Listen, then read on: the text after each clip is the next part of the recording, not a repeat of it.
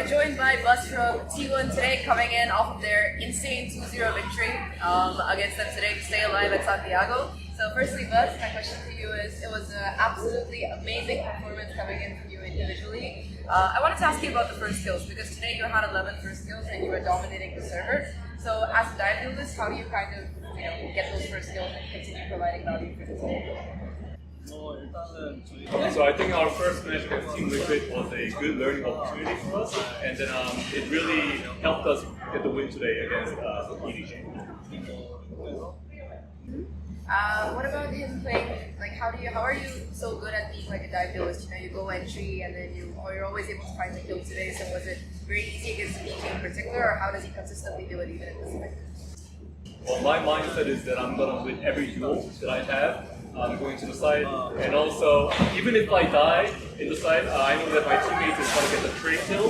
So that is the confidence and the mindset I have as a duelist. Yeah, I think we can definitely see that confidence on the server today. What was different in today's game compared to the game against Liquid? Because it seemed like everybody else seemed more in sync. So what was the main difference? I think we've overcome the jet lag more now, and also for the first match, we had a few days break before our first match, and that kind of didn't help us get warmed up. And now after the first match, we are kind of more warmed up, we are adjusted to the stage, and that's why we're able to get a better performance. Talking about you in particular, you've been playing Valorant for a long time, for a lot of different popular teams. How does the Korean playstyle of Valorant compare to the Pacific playstyle as well as the different international ones? You can go one by one. You can talk about Pacific, and then you can talk about EMEA and whatever, China. I think the Korean teams have a more smarter approach compared to the other regions. And if we were to compare Korean team and Pacific team, I think Pacific teams all have a character respectively. Each one's different. So which is the most challenging team for you personally to play against, either Pacific or global? So in my opinion, Pacific teams are the trickiest players. Fair enough.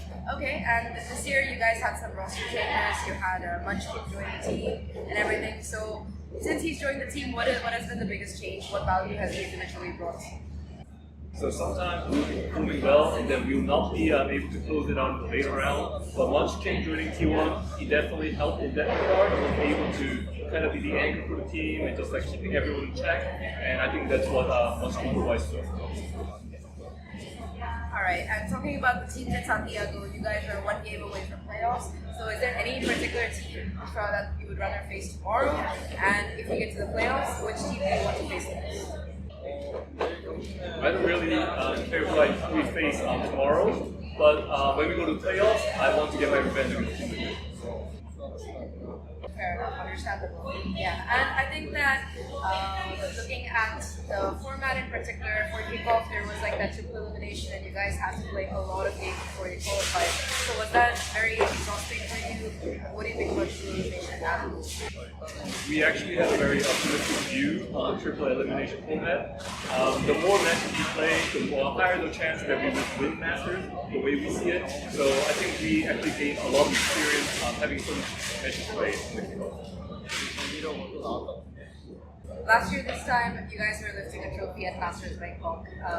What do you think is going to be the best mindset for you guys to have to be able to do it again at Santiago? Just to have fun on the stage, play with confidence, and I'm sure we'll get there. Talking about having fun today, the whole crowd was like T1 throughout. So how has the Santiago crowd been treating you guys? Because they seem to love you.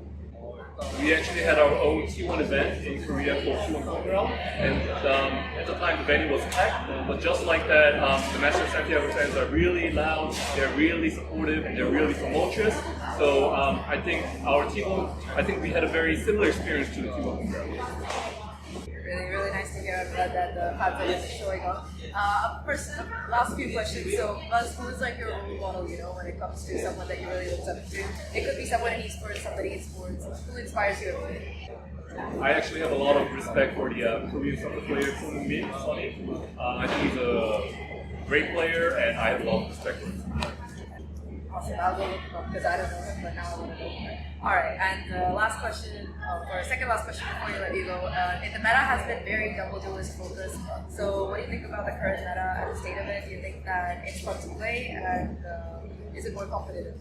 Definitely regarding the double duelist comping, I think it's very fun to watch as a viewer, but as a player, if you make a small mistake, you can get very punished heavily for it, and that's kind of hard to deal with. But as a professional player, it's something that you have to do. Awesome. And last question. I think after seeing BuZz play today, everyone wants to know about like his, aim routine and his daily schedule. So if you could just tell us that. Last question. So as for aim routine, I don't really have a aim routine. I just warm up my hand. That's about it. I just try to go easy. And on the day, I just try to sleep as much as possible. Wow, all right. I'm sure a lot of people aren't going to believe that answer, but thank you so much, BuZz. Yes, and thank you so much as well.